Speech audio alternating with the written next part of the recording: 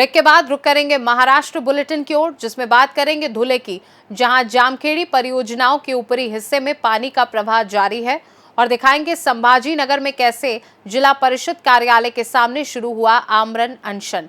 ऐसी तमाम खबरों पर विस्तार से होगी चर्चा।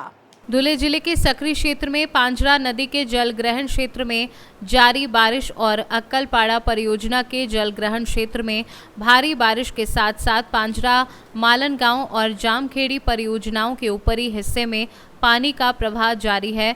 अक्कलपाड़ा बांध में बड़ी मात्रा में पानी आ रहा है, इसलिए पांजरा नदी के दोनों किनारों पर नागरिकों को सूचित किया जाता है कि लोअर पांजरा मध्यम परियोजना आज दोपहर 1:50 पर 14,300 क्यूसेक डिस्चार्ज छोड़ रही है और अगले कुछ घंटों में डिस्चार्ज बढ़ने की संभावना है।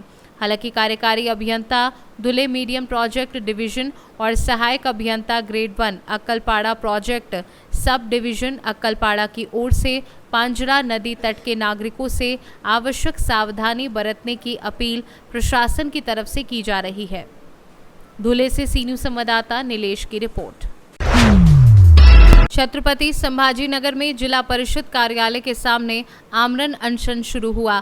15वें केंद्रीय आयोग से सड़क और अन्य कार्यों के लिए कितने करोड़ रुपए मिले थे और इस ग्राम पंचायत कातपुर तालुका पैठन ने फर्जी काम किया है और लाखों रुपए का भ्रष्टाचार किया है। जब तक हमारी मांगे पूरी नहीं हो जाती और बोगस काम करने वालों के ऊपर मुकदमा नहीं दर्ज हो जाता, तब तक आमरण अनशन जारी रहेगा। काय समस्या होती तुमची? समस्या म्हणजे आम्ही 1/8 रोजी 2024 या रोजी आम्ही अर्ज केला होता जिल्हा परिषदला। त्यांना आम्ही अहवाल मागितला की आम्हाला कातपूर ग्रामपंचायतीची माहिती देण्यात यावा। त्यांनी आम्हाला काही अहवाल दिला नाही, त्यामुळे आम्ही उपोषणाला बसलो। त्यांनी शासनाचे कोटी रुपये घोटाळा केलाय। शासनाला त्यांनी पैसा परत करण्यात यावा आणि पठारे आणि संभाजी आसुले यांना सस्पेंड करण्यात यावा। जेव्हा त्यांनी शासनाचा पैसा जमा केलाय, त्यांनी निवडलाय, कोटी रुपये भ्रष्टाचार केलाय, तो पैसा शासनाला जमा करण्यात यावा, आमची एवढी म्हणणं आहे। शासनाचा पैसा किती पुरावे कशावरून तुम्ही किती आणले शासनाने केले?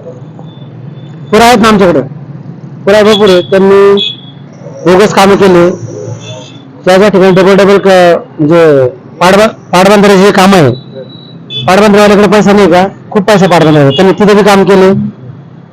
आणि एका रोडवर समजा 6-6 महिन्याला बिल काढले, 6-6 महिन्या एका रोडवर त्यांनी डबल कामं केले, म्हणजे एकाच ठिकाणची डबल ठिकाणची बिल डबल। आणि जो दलित वस्तीचा निधी आहे तो चांगल्या ठिकाणी वापरला। तो दलित वस्ती वापरला पाहिजे ना।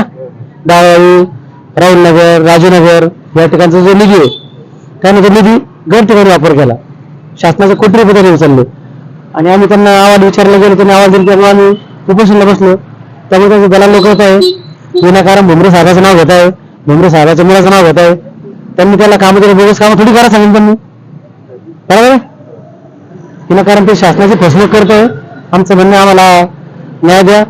त्यांना म्हणणं आहे की खासदार भुमरे साहेबाच्या त्यांना काम दिलेलं आहे। भुमरे साहेबांनी त्यांना काम दिले, पण त्यांना डुप्लिकेट काम थोडी करा सांगितलं भुमरे साहेबांनी। ते उभे ते भुमरे साहेबांचं नाव पुढे करताय। आम्हाला काल पण परवा खोटी माहिती दिली, आजही कळलं आम्हाला खरं काय तर भुमरे साहेबांची थोडी त्याची गलती आहे। भुमरे साहेबांनी त्यांना प्रामाणिकपणे काम दिलं की कामं करा तुम्ही, त्यांनी आतून असे गद्दार कामं केले। भुमरे साहेबांनी त्यांना थोडी सांगितलं गद्दार काम करा म्हणून, ते आता सांगतात आम्हाला भुमरे साहेब सपोर्ट आहे, विरोध सपोर्ट आहे। त्यांनी त्यांना असं गलत काम थोडी करा सांगितले। तुमची हे काय? जोपर्यंत सस्पेंड होत नाही तोपर्यंत आम्ही त्यांनी पासून उठत नाही। म्हणजे समोरच्या अधिकाऱ्यांचे आणि निलंबित त्यांना निवृत्त करण्यात यावा आणि कातपूर ग्रामपंचायत ती जी बॉडी आहे ती बरखास्त करण्यात यावा, आमची एवढी इच्छा आहे। तोपर्यंत आपण तोपर्यंत आम्ही अमरपोषण करणार आहे। शासनाच्या जेव्हा त्यांनी पैसा घेतलाय तो शासनाला परत करण्यात यावा, आम्ही उपोषण घ्यायला तयार आहे। तुमचं नाव सांगा? माझं नाव रवींद्र नाना दांडगे, राहणार चेतनानगर, हर्सुल, संभाजीनगर, कातपूर ग्रामपंचायत पैठण। संभाजी नगर से सी न्यूज़ संवाददाता शिवाजी नवले की रिपोर्ट। फिलहाल के लिए महाराष्ट्र बुलेटिन में बस इतना ही। देश दुनिया की बाकी खबरों को जानने के लिए देखते रहिए सी न्यूज़ भारत।